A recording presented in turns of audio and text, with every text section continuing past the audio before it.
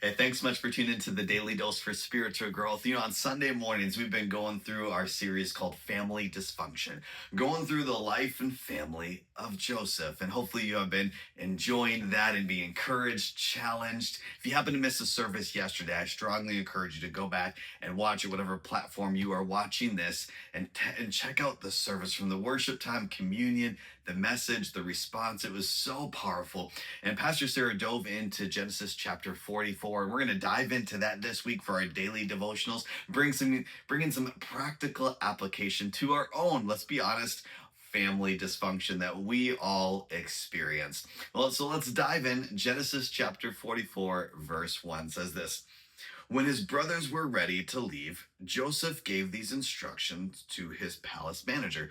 Now, what are we talking about here? Well, if you remember from last week, I dove into Genesis 42 and 43 for the daily dose last week. And this is at the point now where the brothers were in the palace and Joseph just prepared and they just ate this giant feast for them. And they were a little bit scared. They didn't know what to expect because the palace manager opened up their sacks coming back and they had the same money that they had to buy the grain. Remember, the big famine was going on at this point here. And they didn't know how they were going to respond. They thought that they were going to be punished because they thought that they would have stole the money, that Joseph would have thought that they stole the money, and that was not the case at all. And he just prepared this giant feast for them. So now the feast is over and they're about to go. They got their brother Simeon back. They got their brother Benjamin back as well.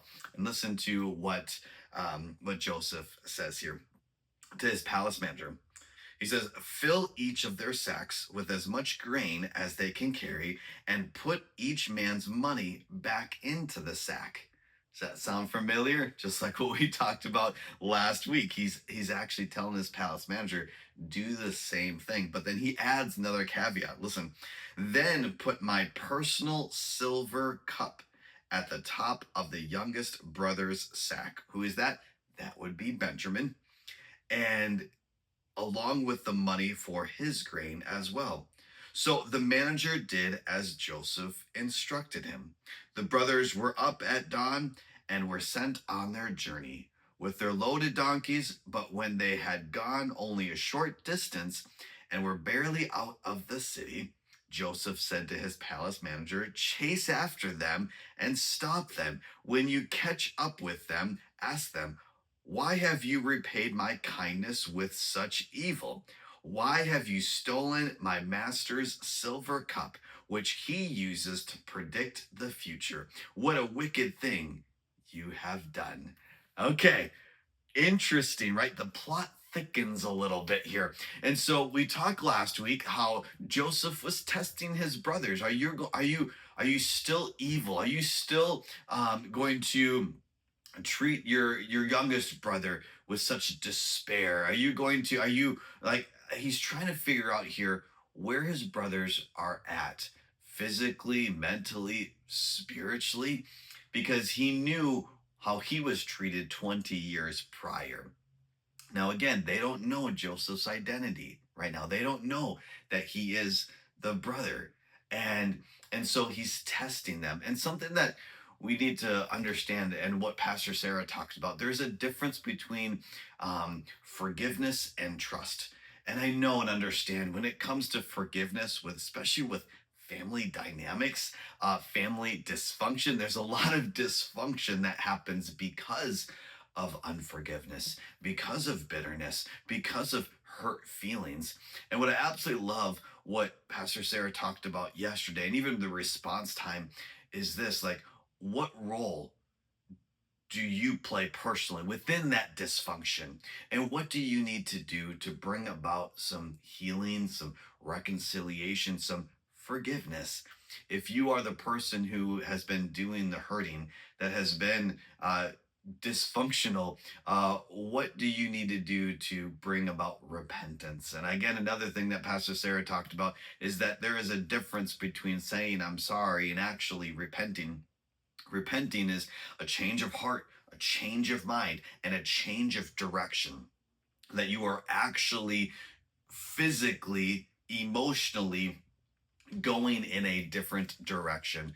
And a lot of times we can maybe even confess, admit that we do wrong. However, there needs to be a change in behavior. And so he was testing them in this, and he's already forgiven them, but now he's testing them. And something too that I want us to think about with your, your personal family. Do you think that that's okay? Maybe somebody has confessed and has apologized, and maybe you have forgiven them, but maybe there needs to be a time of that trust to be rebuilt. And so, whatever it may be, I think that that is important, actually. And I think that's actually healthy to go through that process, whether you're the one trying to build that trust or you're the one who is testing, your family members so that way they can build that trust back up. Interesting, this whole silver cup thing as well, that Joseph puts this silver cup in Benjamin's sack. What is this? And it says that, he tells his manager that, like, how dare they steal this cup that it uses to predict the future. Now, there's a couple different thought patterns in this, what theologians and scholars believe. We have to remember context. We have to remember where is this located? They're in Egypt. And so in that culture, in that time, there was a lot of magicians in that area. And we know that God gave Joseph the ability to interpret dreams. So it would make sense that if he had that power, obviously not from his own doing, but from God, people could have looked to him and called him a diviner, or something like that, that he was able to predict the future. And just like he did, and he got put in that position because he was able to interpret the dream that Pharaoh had, and he was able to stockpile all of the grain and things like that. And so we know that Joseph didn't need a personal cup. And so honestly, like, history states that magicians would actually put water into this cup and then try to interpret the ripple effects within that. Now, Joseph didn't need that, and this was his personal cup. And so what it was is more so of like that cup of authority for Joseph. And so what he did is he gave that to Benjamin, saying that this is an authority, like this is his personal property, and he put it in Benjamin's sack. So very interesting. Also, too, it may have been that Joseph was trying to do another way to make sure that they didn't know that he was the brother, that he was more of an Egyptian than the brothers thought. And so that's, again, those, it's an interesting idea to like search up, and what we don't fully know, those are some of the ideas behind it. And so if you want to research more, you certainly can, but no need to as well. The most important thing is that Joseph didn't need a cup to interpret the future. He got that from God. And that's the greatest thing, is that we don't have to trust and rely on the things of this world. We have God the Father who can give us even more than we can ask or imagine. So today, think about your family. Think about what Joseph did here, testing his brothers once again. And maybe you need to do that. Maybe you've been too trusting. Maybe you've been hurt and hurt and hurt because you're believing in people's words and not necessarily following up with actions.